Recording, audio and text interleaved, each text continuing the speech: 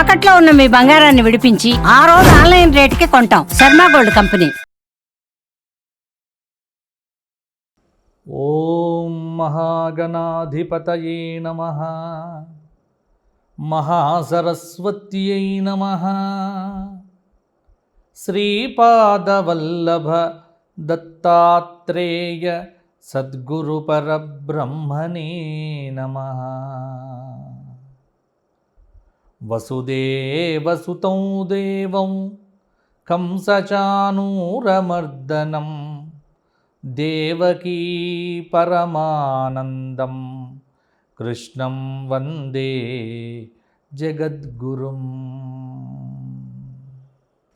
అందరికీ విశ్వావసునామ సంవత్సర శుభాకాంక్షలు.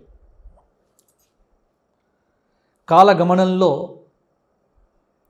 క్రోధినామ సంవత్సరం గడిచిపోయి విశ్వావసు అనే పేరుతో ప్రభవాది 60 సంవత్సరములలో 39వ సంవత్సరం విశ్వావసు. కలియుగ ఆరంభము నుండి 5126వ సంవత్సరమే ఈ విశ్వావసు నామ సంవత్సరం. విశ్వం సమస్తం ప్రకాశయతి కిరణైః ఇతి విశ్వావసు.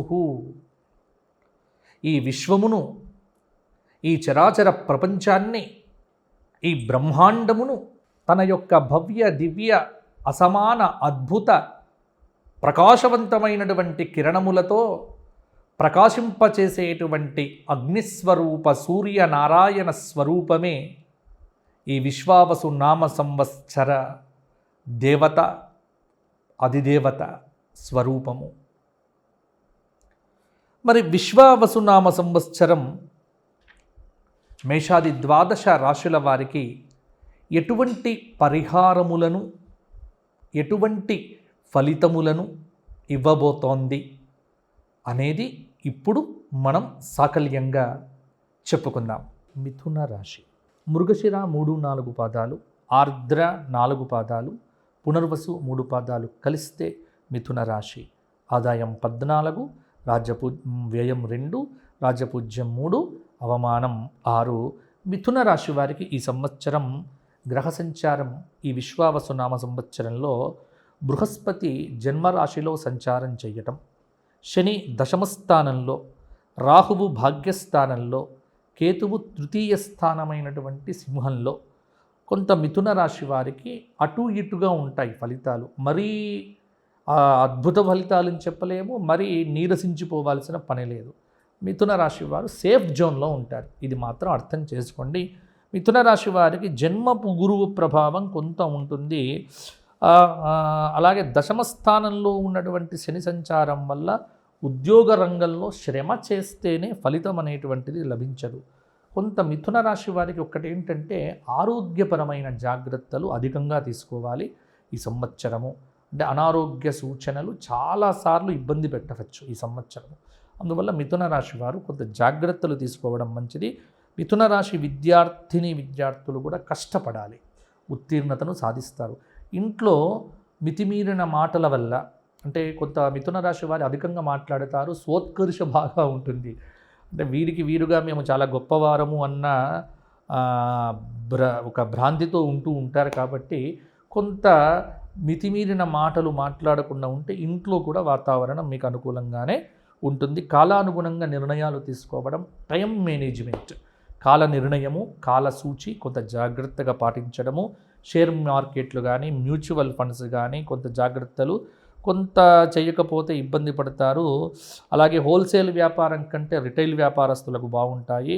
దశమస్థానంలో సంచారం చేస్తున్నటువంటి కొంత శుక్రుడి యొక్క ప్రభావం వల్ల కూడా కొన్ని మార్పులు కూడా కలగవచ్చు. అయితే ఇవి కొన్ని రోజులు మాత్రమే, ఎందుకంటే జూన్ వరకు శుక్రుడు మరల మార్పులోకి వస్తాడు. ఎందుకంటే ఏకాదశంలోకి శుక్రుడి యొక్క ప్రభావము కొంత బ్రహ్మాండంగానే ఉంటుంది. ఏకాదశ శుక్రుడు కూడా కొంత బాగానే ఉంటాడు.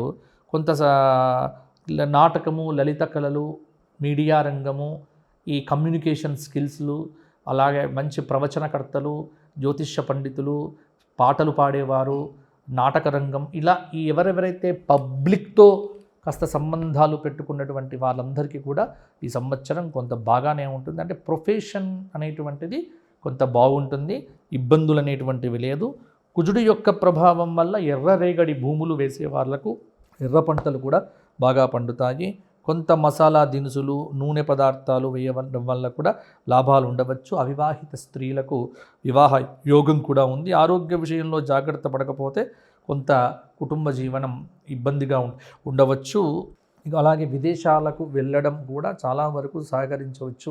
ఎందుకంటే విదేశాలకు వెళ్ళడం అనేటువంటిది మిథున రాశి వారికి వ్యయంలో, ఎందుకంటే రవి నెల నెల మారుతాడు కాబట్టి జూన్లో వ్యయంలోకి వస్తాడు. అదే జూన్లో శుక్రుడు కూడా ఏకాదశంలో ఉంటాడు, శని దశమంలో ఉంటాడు, నవమంలో భాగ్య రాహువు. కొంత విదేశీ ప్రయాణాల యొక్క అనుకూలత ఉంటుంది. మిథున రాశి వారు ఈ సంవత్సరం కనకధారా స్తోత్ర పారాయణం, ప్రతిరోజు లక్ష్మీ సహస్రనామ స్తోత్ర పారాయణము, ప్రతి గురువారము దత్తాత్రేయ క్షేత్ర సందర్శనము, దత్తాత్రేయ గురుచరిత్ర పారాయణము, గోక్షేత్రంలో గోవులకు ఏదైనా సమర్పించడం వల్ల యోగదాయకమైన ఫలితాలు మిథున రాశి వారైతే బాగానే పొందుతారు. కాబట్టి ఇటువంటి పరిహారాలు చేయండి, బాగుంటుంది.